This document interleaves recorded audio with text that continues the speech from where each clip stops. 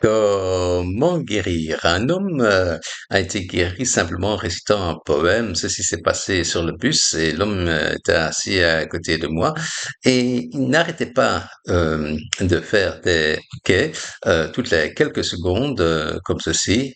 Ok, ok.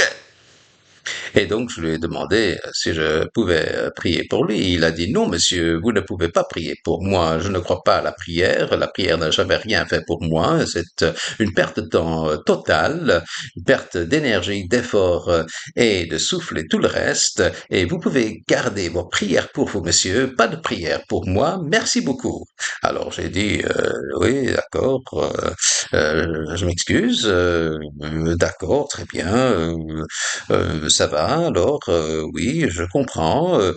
Et après cela, le Seigneur, il m'a fait penser à un poème que ma mère avait l'habitude de me dire quand j'étais très jeune. Et je me suis retourné vers lui et je lui ai dit, oh monsieur, je viens de me rappeler d'un poème au sujet des hockey. Vraiment, dit-il, vous en avez un? J'ai dit oui, et je lui ai dit le poème. J'ai loquet, oui, Dieu l'a permis. Vive Jésus, je ne l'ai plus. Oh, quel beau poème, dit-il, très original. Oh, je l'aime, ce poème. Vous pouvez me dire encore une fois comment c'est ce poème, s'il vous plaît? Il m'a demandé. Oh, eh bien, je lui ai dit, si vous voulez, vous pouvez apprendre ce poème. Il suffit de répéter après moi. Euh, j'ai loquet oui. Et il a répété après moi, et aussitôt qu'il a dit cela, il a fait un grand comme ça. Et puis, j'ai dit, Dieu l'a permis. Et de nouveau, encore un hoquet est sorti de sa bouche, comme cela. Et puis, j'ai dit, Vive Jésus, je ne l'ai plus.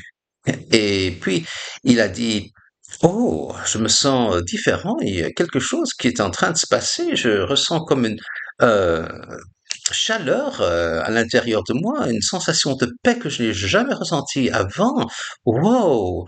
Et dit-il, et après quelques instants, il a dit, oh, oh, ça fait un moment maintenant que je n'ai plus fait d'hockey, euh, et c'est depuis que j'ai terminé de dire ce poème, plus d'hockey. Je suis guéri. C'est un miracle. Waouh! Alors, maintenant, vous voyez, c'est important dans le domaine de la guérison d'être original et créatif.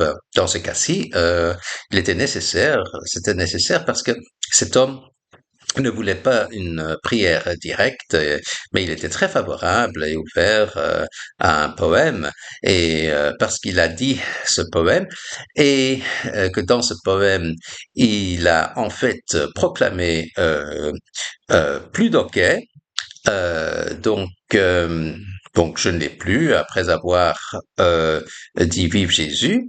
Il s'est approprié la guérison pour lui-même, et c'est ça le miracle. Donc, dans le domaine de la guérison, euh, s'il y a une méthode euh, qui ne fonctionne pas bien, eh bien, laissez le Seigneur vous guider et vous diriger vers la façon et la méthode qui est la plus appropriée pour cette situation particulière et dans ce contexte particulier. Donc, c'est très important d'être réceptif au Seigneur dans ces situations-là, parce que il y a souvent plus d'une seule façon. pour guérir et de présenter la guérison et de faire la guérison. Alors, toujours, soyez créatifs, soyez original et surtout, soyez réceptifs au Seigneur. Maintenant, nous pouvons voir comment ce poème est en relation avec la Bible, parce que dans la Bible, nous voyons dans l'Ancien Testament, dans le livre d'Ésaïe, au chapitre 53, verset 5, dans la version Louis II de la Bible, donc il est écrit: le châtiment qui nous donne la paix est tombé sur lui, et c'est par ses meurtrissures que nous sommes guéris. Bien sûr, ici, ça fait référence à Jésus, et on peut voir un écho de ceci dans le Nouveau Testament, dans 1 Pierre chapitre 2, verset 24, où il est écrit: lui, par les meurtrissures duquel vous avez été guéris. Et c'est donc dans le temps passé, c'est-à-dire ça s'est déjà passé, c'est déjà fait, c'est déjà accompli, tout comme dans Ésaïe, qui est aussi dans le temps passé. Nous avons été rendus entiers, donc c'est déjà fait. Et on voit que c'est le temps passé. Donc voilà, ici dans Ésaïe, le châtiment qui nous donne la paix est tombé sur lui, c'est déjà fait. Et c'est par ces meurtrissures que nous sommes guéris. Donc, temps passé, de nouveau, c'est déjà accompli. Et alors, cela veut dire que ceci est notre état d'être normal, parce que Jésus il a payé le prix à la croix, et par ses meurtrissures nous avons été guéris, euh, par sa souffrance. Il a obtenu ceci pour nous, il a gagné ceci en payant le prix, en souffrant pour nous.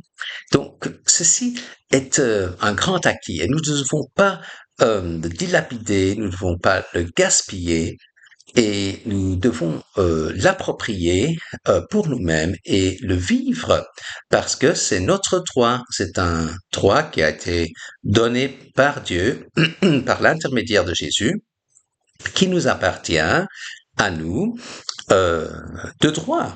Et nous ne devons pas laisser l'ennemi nous retirer notre bonne santé de nous, en nous imposant la maladie, l'infirmité et toutes ces mauvaises choses sur nous. Non, nous ne devons pas l'accepter. Nous ne devons pas tolérer cela. Nous devons refuser ça au nom de Jésus. Et puis, nous serons entiers, parfaitement en bonne santé, dans notre état d'être normal.